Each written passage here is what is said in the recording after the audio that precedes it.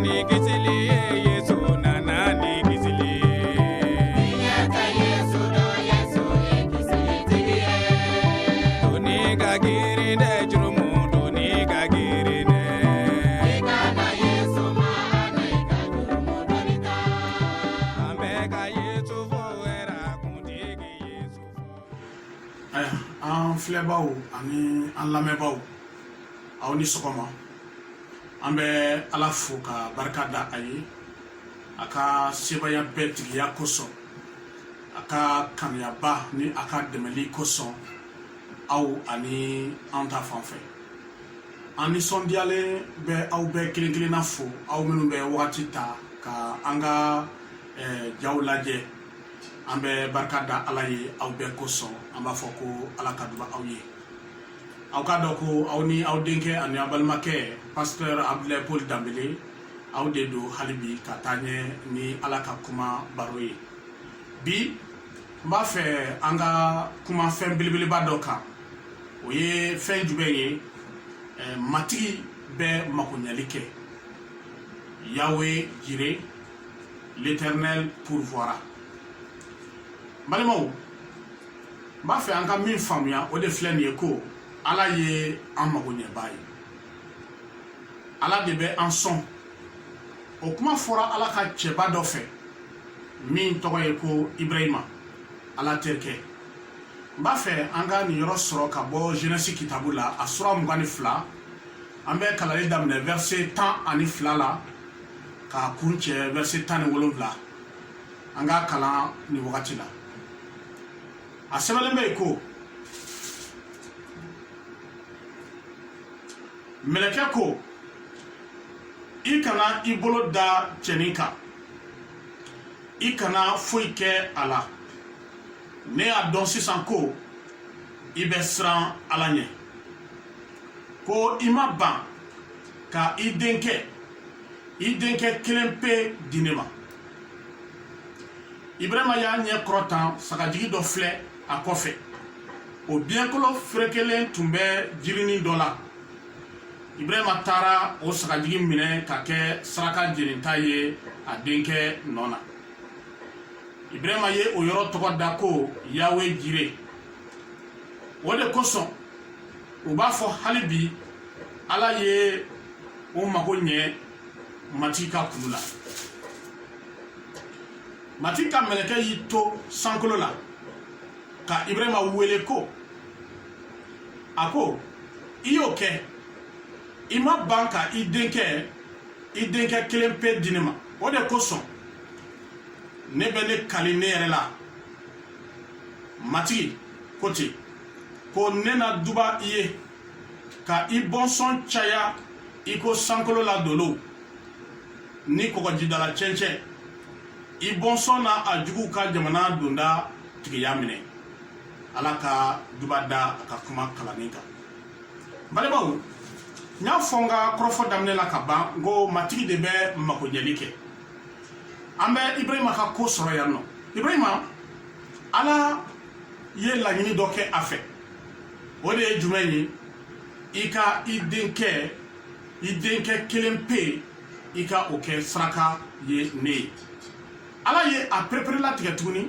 saraka jumɛn de ko don saraka jeninta de ko don ni saraka jeninta bɛ ko fɔ a bɛɛ bɛ jeni holocauste a bɛɛ de bɛ jeni i bɛ a faga ka sɔrɔ k'a da dɔgɔ kan k'a jeni a sisi bɛ yɛlɛ sankolo la o suma ka di matigi ye kosɛbɛ donc Ala ye o saraka de ɲini Ibrahima fɛ an bɛ se k'a fɔ ko gɛlɛn tun don nka Ibrahima ye kanminɛli kɛ a ye o cɛnin labɛn o min kɛra Isaka ye ka taa n'a ye Morija kulu kan tuma min na ni a bɛna o baara kɛ an bɛ o de sɔrɔ verset 12 la mɛlɛkɛ kumana Ibrahima fɛ a ko i kana i bolo da cɛnin kan i kana i bolo se cɛnin ma i kana foyi kɛ a la donc Ala a ye Ibrahima dɛmɛ ka Isaka kumabɔ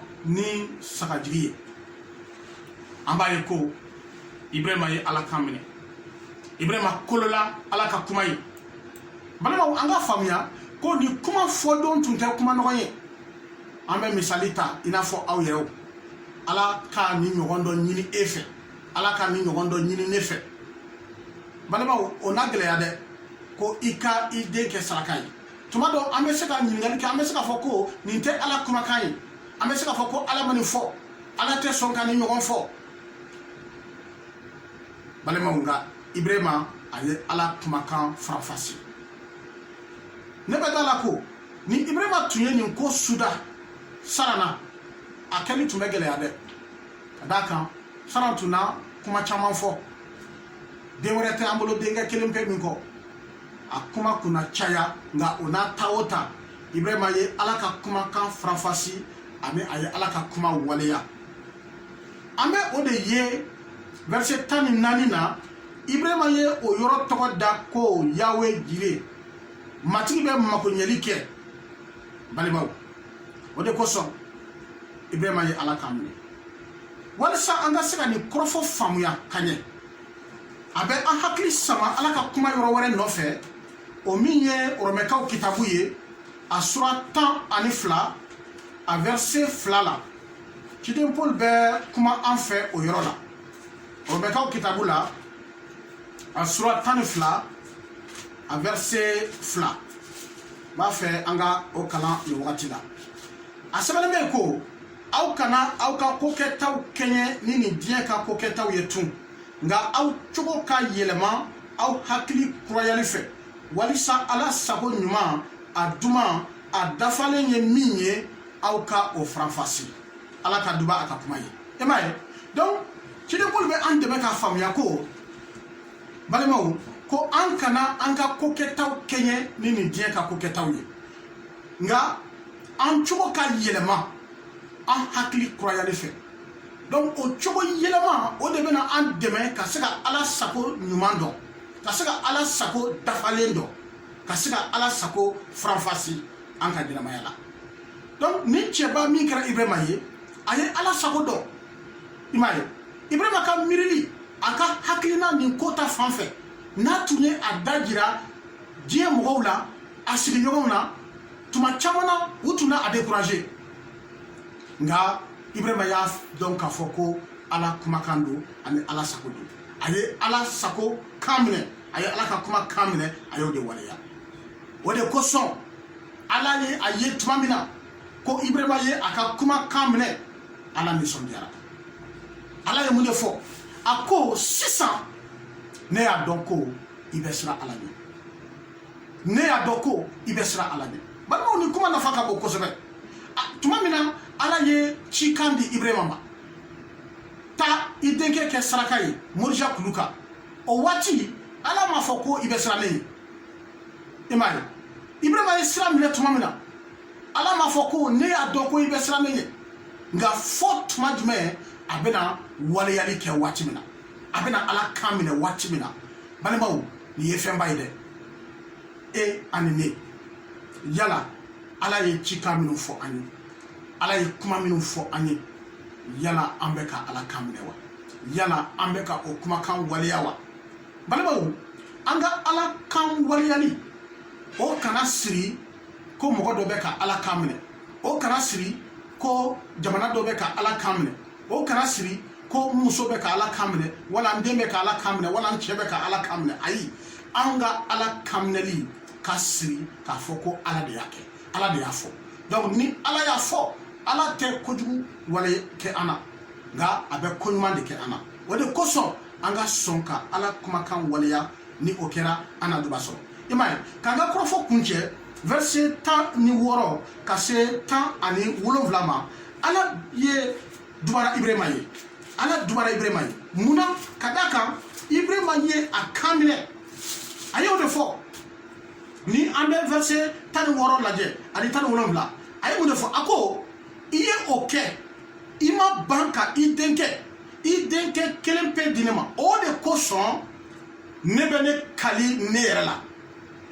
Ne matigi ko ten ko ne na duba i ye ka i bɔnsɔn caya i ko sankolo la dolow ni kɔgɔjidala cɛncɛn. I bɔnsɔn na a jugu ka jamana donda tigiya sɔrɔ. Aleluya. ala ka duba aka kuma ye balimaw an ka sɔn ka ala kan minɛ an ka sɔn ka kolo ala ka sariya ye ni o kɛra ala na duba an ye ibrahima ka ala kan minɛli kɔfɛ ala dubara a ye ala ko i bɔnsɔn na caya i ko sankolo la dolo wala kɔgɔjida la cɛncɛn i bɔnsɔn na o juguw ka jamana tigiya sɔrɔ wala balimaw ala ka jamana tigiya mali jamana tigiya ala k'a di a denw ma ka d'a kan ni an bɛ ala kan minɛ siga t'a la a na o kɛ an ye ala ka duba an ye mati ka to an fɛ Yesu ye jikinyuma Yesu zanaba Yesu ye jikinyuma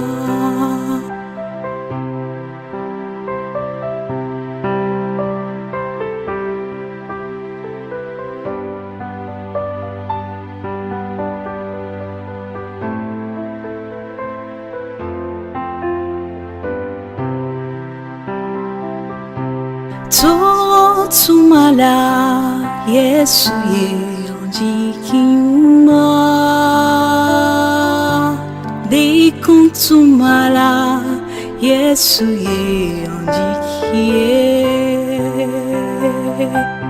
Sinkantumala Yesu ye jikinyuma Korobuli tumala Matiki andikinyuma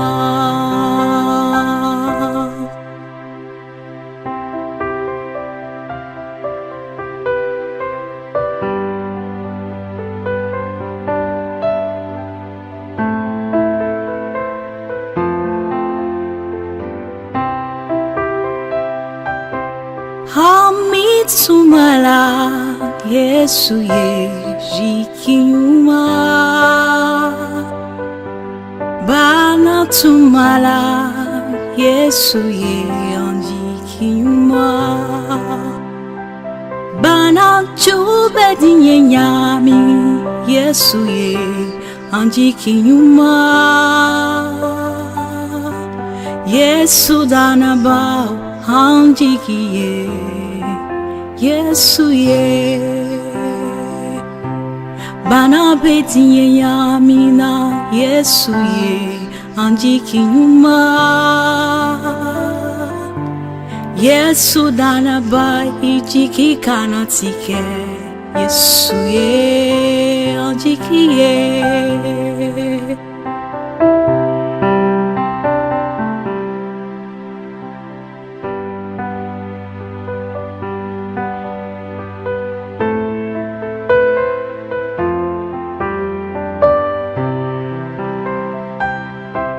Jikia Yesu ye jikinyuma Yesu danaba Yesu ye jikinyuma